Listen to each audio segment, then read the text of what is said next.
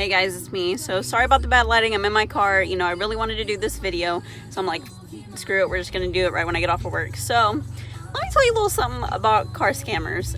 And I hate this because I'm a female and I fell into this. So you see this car right here?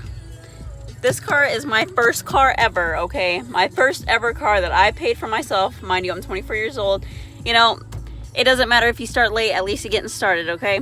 So I get this car in February 2018, okay? Total is $3,300 for a 2003 Oldsmobile Alero. I'm like, all right, cool. You know, I'm still making payments on this, but let me tell you why I'm so upset.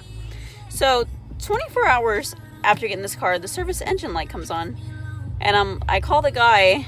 I went to a little financing place, and I call the guy and I'm like, I don't know why the light came on. Like, I just got this car yesterday. And he's like, oh, it probably just needs a tune-up, you know. Probably just need to change the spark plugs. I'm like, all right, cool, I can do that, because you know spark plugs are like, what, $3-4 a piece? Less than 20 bucks. All right, got it. So my boyfriend does that because he's worked on cars before. We get that. Damn light is still on, and I'm like, okay. We take it to O'Reilly's, and O'Reilly's is like, okay, you have a ignition coil misfire. And I'm like, so what could that be? Even though they're not like mechanics, but they could probably tell you what's wrong with it. So they're like, okay, you probably need a new ignition coil pack. And I'm like, all right, doc, what's the damage? What are we looking at? They're like $120, and I'm like, my heart just kind of hurts a little bit because I hate spending money. I'm like, all right, we'll do it. Like, if I can get this fixed and just have the car running good the way I want it to, we'll do it. I get that. The light is still freaking on, and I'm like, at this point I was just like, you know, maybe I just need to get it, like, maybe just get the light shut off, and you know, maybe it just won't come back on because it's fine. So it's been on, and then this is where like shit really got crazy.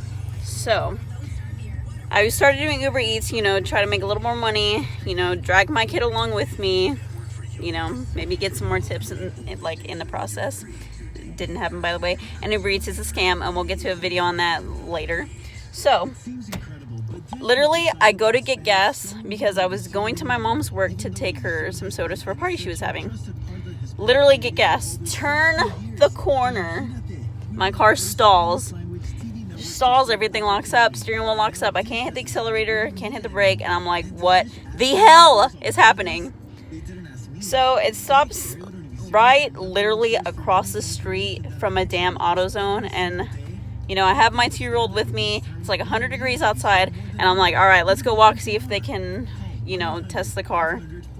I get there, I'm like, can you do a test of my car? Just stalled, I don't know what's going on.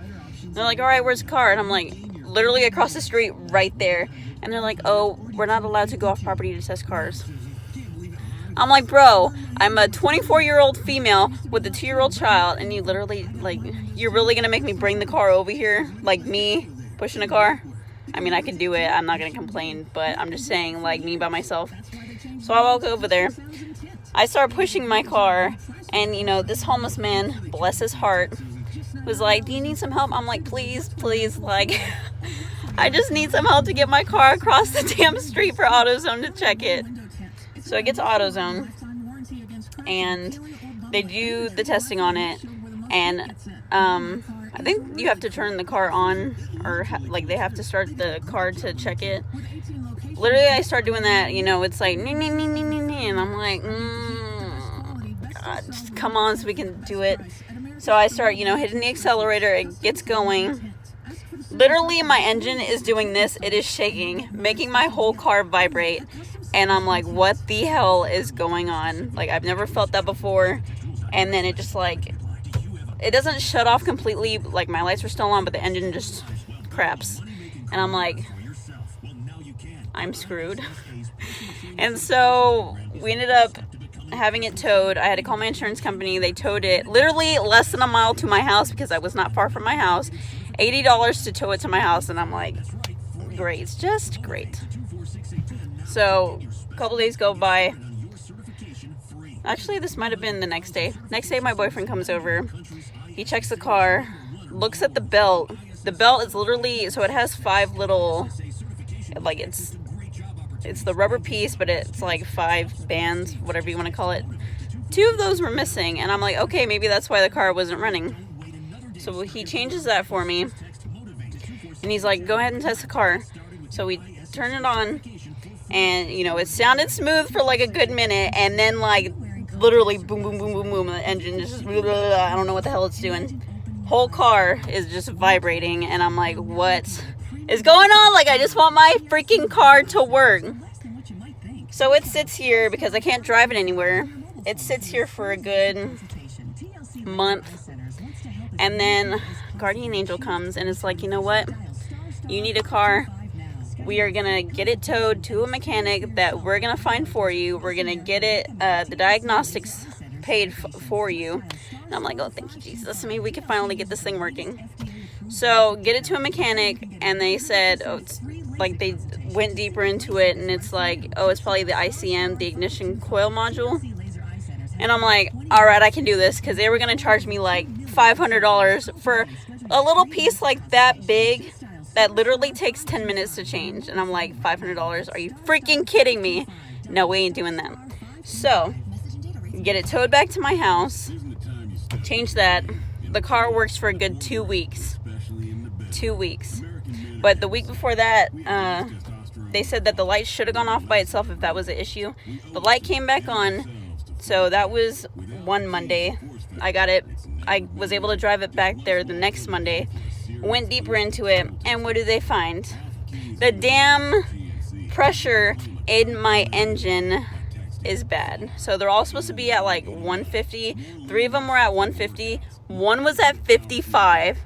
The compression for that one was at 55 in the valve, and I'm like, when they came into the office, I was like, please tell me you have good news. And he's like, not at all. And I was like, fuck me. So he explains it to me, and he's like, you know, you're not gonna be able to do this yourself. The car is probably not worth how much this is gonna cost. And I'm like, what? And they said, yeah, it's probably gonna cost you about $3,000. And I'm just like, $3,000? Like, dude, I don't even have like $5 in my bank account to spend. Like, are you kidding me? $3,000 on a car that only costs $3,300 that I'm still making payments on. It is September, and I literally have 2 months to pay on it. And I haven't, like, the whole time I've had it, I've only had, like, I was only able to drive it for like 4 or 5 months out of the whole like 7. What the hell? I was pissed.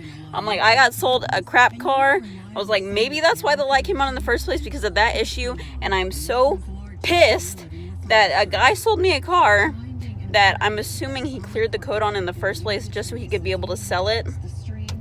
I'm like, what kind of stupid, like, freaking scammer, like, preys on, like, somebody like me, you know, getting their first car ever at such, like, a late age. I'm like, why? Like, why? I just wanted a car just to get from A to B, okay? I didn't need nothing fancy. Like, what the heck? And, like, I put so much money into this car. I put about $600 of my own money just to get it working. And for what? Like, all these issues, and it was, like, a deeper issue. And, like, you know, I plan on selling this car when income tax comes, but, like, I don't even know where to look because I don't want to get sold a crap car again. You know, I'm probably only going to get, like, $500 for this, maybe because it's not running. I mean, it's in good condition, but it's just, it doesn't run. So who's going to pay, like, $1,000 for a car that doesn't run? Not to mention, you know, my income tax isn't going to be, like, ballin', so I'm, like, stuck in the same position I was at the beginning of the year, where it's like, I'm gonna have to find another cash card, you know, that's gonna need, like, a little love, you know, a little maintenance. Dude, $3,000 is not little maintenance, and my car is getting hella foggy. My boyfriend's car is getting hella foggy. But yeah, this poor little thing is just sitting there, like, asking for help. Every day I come out here and it's just, like, sucking up, like, dust, and I'm just so freaking pissed. So yeah, moral of the story, if you guys end up getting a cash car, please get a mechanic to check it out, because you don't want to be sold a crap car like I was sold. Like, it is so crappy to have your first car ever just be shit, basically. And, like, it's just, you know, I barely like work enough hours as it is because of my like living situation and like my life situation. So it's not like I can just throw out money for something like that, you know. It takes like a lot of like money, and I just like don't have extra money to be fixing problems like that. Like little things here and there like I can do, but you're selling me a car with like $3,300, $3,500 worth of like stuff that it needs when you didn't tell me in the first place that it had a problem with it like that. You're just trying to get the car sold. Like, honestly, I hope you rot in hell. I hope you rot in hell. And I can't take it back because I signed contracts that said sold as is. So I basically screwed myself. So moral of the story, get your cars checked before you buy them. Unless it's like from like a really good dealership and you know like it's like a used very good car. And it only has like 176,000 miles. So I could probably let that baby go for like a while. But I won't know because, you know, it's going to get sold and maybe sold for scraps. Who knows? Anyways, I hope you learned something about this video. Get your cars checked before you buy them. All right. Thanks. I'm mad now. Bye.